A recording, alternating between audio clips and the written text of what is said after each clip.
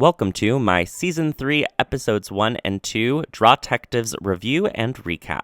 The redesigns were absolutely breathtaking. I was wrong about York being pregnant, but I did have a lot of fun comments that were like, how did you predict that Jacob and Julie were pregnant? It's because I'm psychic, obviously.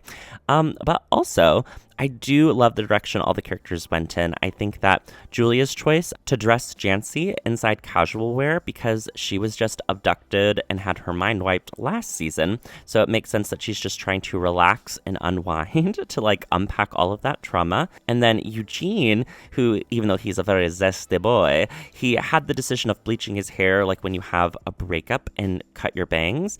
It's drastic, but it's to regain a sense of control, which also makes sense. But as for our core 3 Drawtectives, I love the direction everyone went in. York did learn how to read, which I correctly predicted, which wasn't that difficult because Jacob did talk about it on stream before. And he also is in his punk rock era, which is very fun. I enjoyed that Nathan recognized the fans' decision that Grendon is more fashionable than Nathan is. Just very cute all around. And I super enjoy the fact that Grendon is wearing the skirt this season. That was a lot of interesting hijinks. And then Rosé is in her slop era, which is sort of a transitional period.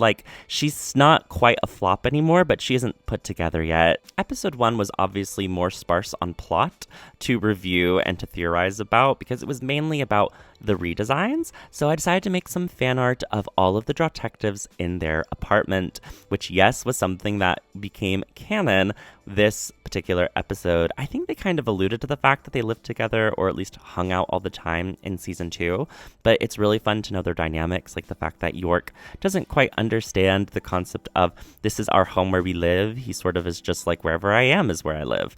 And Rosé being the one that is somewhat the most responsible, who pays the rent, I also just found really cute. So in this particular image, the scenario that I'm putting them all in is that this is right before Jancy came to visit the apartment. And when they were joking about that in the video, it was really cute because the Jancy was the one that was like, oh my gosh, y'all live like this, and kind of run them to filth. So in my headcanon, Jancy arrived an hour early because she would. Because she is that woman. Because she is the one who arrives an hour early to an event. So obviously the place isn't cleaned or put together yet. And so they hear the ringing on the doorbell or the buzzer to get into their building or whatever. And all 3 of them have a scramble where it's like, oh my gosh, we have to try to get this place presentable because Jancy is about to come up. The only person who isn't totally in the know-how is York. I drew him listening to a Walkman, but I made it a Bachman, I think. Or maybe I made it a Walkman. By Boney. I'm very funny, get it? It's Drawtectives, it's B words. So he's just listening to punk rock music and has not fully realized that he needs to be freaking out. Rosé is having the most freak out. I really love her expression here, and also just drawing their heads. You'll see that during my sketch phase, I gave York his sort of season 1 underbite, but I realized in his later redesigns, he sort of lost his iconic orc underbite, but he did get work as a male model. So I'm wondering, is being outside of the Northern Tribes and being put into the modeling agency, did he have to what's that word for when conform? That's the word. Did he have to conform to beauty standards and have an operation to change his jaw? These are just things to contemplate as a fandom. If anyone wants to write fan fiction about that, I would not be mad. But right now I'm coloring this beautiful foreshortened arm where you're going to see in a moment what Rosé is reaching out for. But yeah, she is definitely having a little bit of a freak out. I draw their bodies. And I'm about to have the table in front of them that has just stacks and stacks of cash because we know that Rosé is a little bit of a scammer. So maybe there's a little bit of slightly illegal activities happening on the table that may or may not relate to the villainous fandom. So she needs to cover all of that mess up before Jancy comes in. But when Jancy comes in, she's going to Sherlock Holmes it. She's going to figure out what's going on immediately and be like, kid, this is your business. I'm not going to get involved. Yeah, so I just found like that very fun. And also they have a chore wheel, which is something that I do include in the background, which I thought was interesting because when they all were talking about what's the reason that York had to learn to read, I do think it's cute that Jancy is the one who is the teacher and like helps him to learn. But I thought they were going to be like, oh, York, you have to learn to read because you have to learn how to understand the chore wheel. That didn't come about, but I just thought that detail was very interesting. I also put tons and tons of plants in their apartment because Grendon is a druid. So being a plant, they, them just made the most sense to me logically.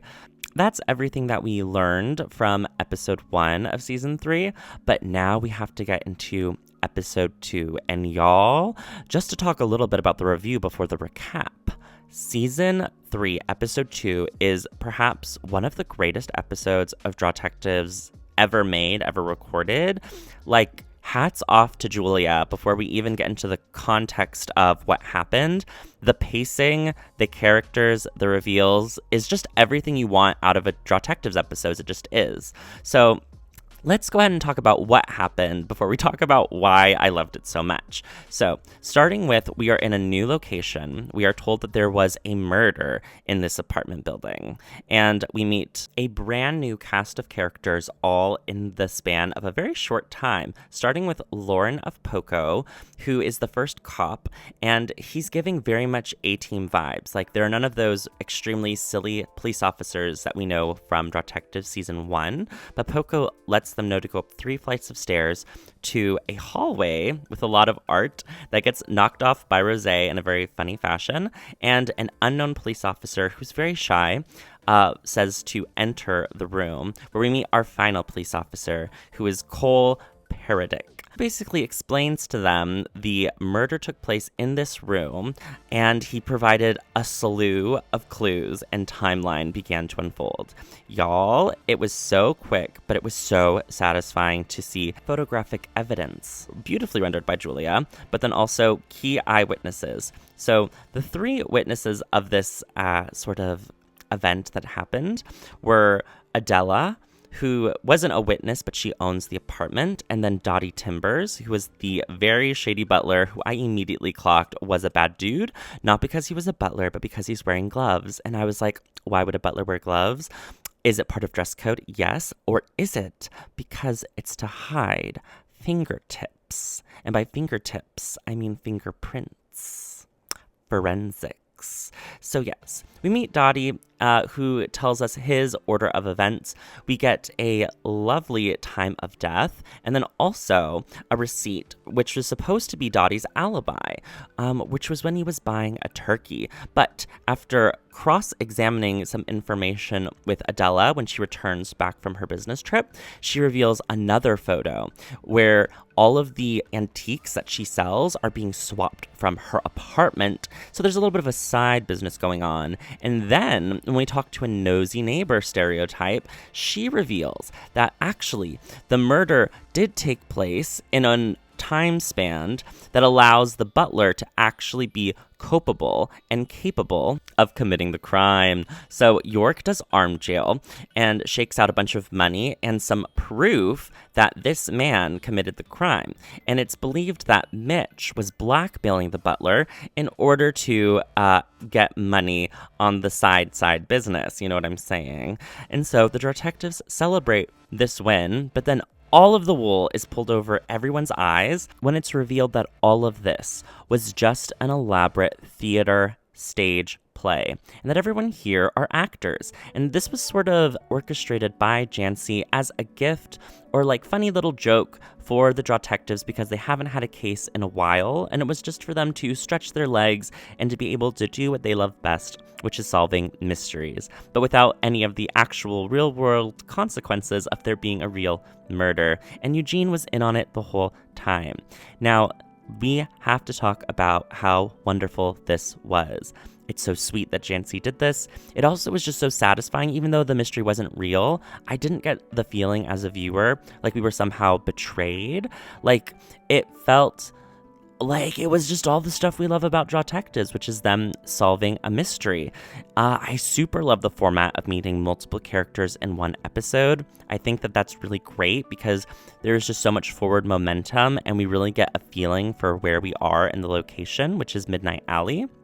We learn that all of the people here are actors, and they're part of the thriving community that is in Midnight Alley, which is very interesting. So now, with all the hijinks out in the air, the Drawtectives decide that they're going to go with Eugene to just see Midnight Alley in all of its glory. They see the lighting ceremony when all the lights come on, because here in Midnight Alley, all of the stores and shops open at midnight, which is very fun. And we continue seeing this snake and mouse or rat imagery all over the place. We have women dressed as little tiny mice or rats.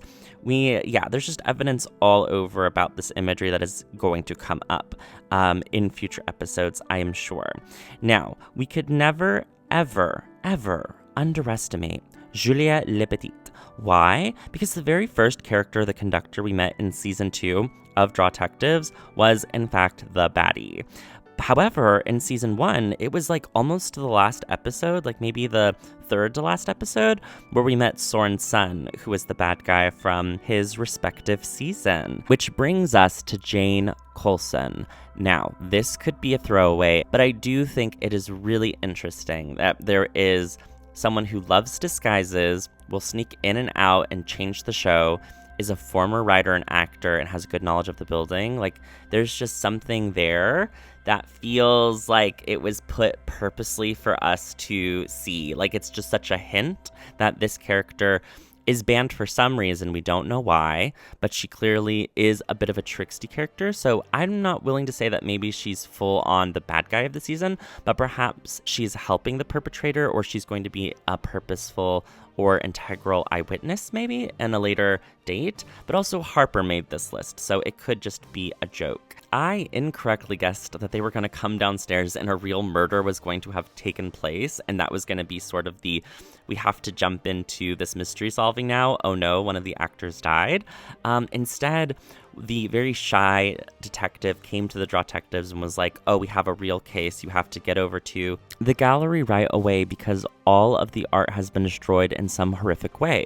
Now, we don't know the extent of the vandalism, but here it seems like we aren't dealing with the case of a person being murdered, but perhaps we're dealing with a case of a community being murdered. That's right, we are in theory territory. And my estimation is that the person who is committing crimes this season is going to be doing a lot of like vandalism and tampering with all of these local shops' merchandise to ruin their businesses. I think the person doing this is probably some greedy corporate overlord, because we've talked a lot about who are the snakes and who are the rats, and the person during the trailer who was like, these greedy overlords will not take us. So someone is trying to buy Midnight Alley. For this is certain. They're trying to make everybody close up shop in Midnight Alley so the price comes down, or so that they're willing to sell. This person could be wanting to replace Midnight Alley with like a slums, or, you know, these really generic apartments to increase rent, or maybe they just want to increase rent on the vendors. Either way, they want to destroy the beautiful community that's thriving here and replace it with some corporate plutocracy. You know what I'm saying? And yes, it feels like from all of the beautiful animations that are probably brought to us by Karina Farrick, that the eyewitnesses, or the people who are going to be suffering from these crimes, are going to be the owners of these small businesses. There has been a lot of alluding to a record store, but also the Midnight Bookshop, where we are definitely going to meet that character at some point. So I think that we're going to meet the people that operate these businesses. We're going to understand what is being done, how it's hurting them, and yeah, that's slowly going to build over time until one of the usual suspects is going to be sussed out. Now, as for the mystery, I don't quite know how this is going to all come together, because I feel like the moment we meet a greedy landlord or businessman, that's going to be the person who is doing the crime, because we're basically being told this already. So there may or may not be a third act twist. I don't know. We don't have enough information yet. But I do not trust this slug man. It seems like the Drawtectives are very, very uncomfortable with him and that he's disgusting. And it also looks like we're in an underground jungle. So either we're in a rainforest cafe and this is a person in a costume, or there is literally like a secret underground overgrown subway station under Midnight Alley or something. I don't know. But yeah, this whole animated section was giving the beginning of an anime opening, you know what I mean? Like, there's nothing more fun than watching the beginning of Dandadan and then realizing 2 or 3 episodes in, like, oh, that was foreshadowing for this monster, and that's this monster. So it's really exciting to maybe meet this pizza man and meet the person who runs Midnight Books and meet this horrible abomination of a slug guy. But at the end of the day, they're going to end up back with Jancy having solved the case, or maybe just being very unsatisfied and very sweaty. So let me know your theories and thoughts on Drawtectives episodes 1 and 2. And there are some like tiny Easter eggs that I did not cover in this recap and review, particularly the names that appeared on all of these pieces of paper and flyers. But know this, I did pause, I did screen cap, and they have been clocked, and I will bring them up if they are important for future reviews and recaps. I enjoyed it so much. I feel like this had everything you want in a Drawtectives episode because it was funny. There was meta jokes from the actual cast that they were making. There was Julia's beautiful backgrounds, which were also sort of poked fun at because they were not necessary, but they were such a labor of love. But also just an extremely well-crafted and well-paced mystery and opening from Julia Le Petit. I cannot stress enough how great it is to introduce a character who is shy, like the police officer, and have that being the person who speaks and is like, Drawtectives, there's a real emergency. And we know it's real because this person didn't speak before and now she is. Like, that is just so smart. And all of the setup, all of the timing, even if it's just a mechanical point of view. So it's like, hey, ding ding, this is sort of like the tutorial. Keep in mind timelines, keep in mind when, why things happen. It's just everything I want out of a cozy little murder. But perhaps there is no murder. Perhaps there's just a rat race this season.